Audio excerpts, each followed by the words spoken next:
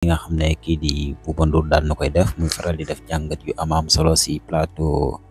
jàkkaarloo moom nag li mu wax leer na mooy que ne nag suñu premier ministre bi di Ousmane Sonko ak président Bassirou Diomaye Diakhar Faye nañ leen bàyyi ñu liggéey waaye tamit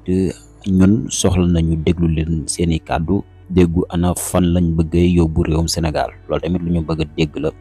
kon député yi moom li mu jàpp mooy que ne nag dafa mel ni nekk luñ fi Sénégal waaye seen bopp képp lañ fi nekkal moo noonu am na ñuy wax sax que ne nag assemblée nationale moom liy dëgg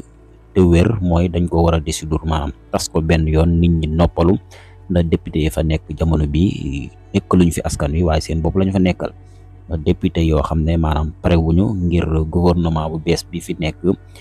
ànd ak ñoom liggéey loi buñ fa bëgg a ñëw teg ñoom daal pare wuñu pour voter ko mu nekk nag loo xam ne daat nay doy waar lool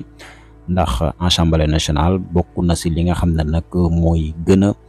avancé la moom réew ndax loi yu baree bari fa lañ ko war a voté te député yi fa nekk askan bi moo leen fa teg waaye bu ñu gisee ay député yoo xam ne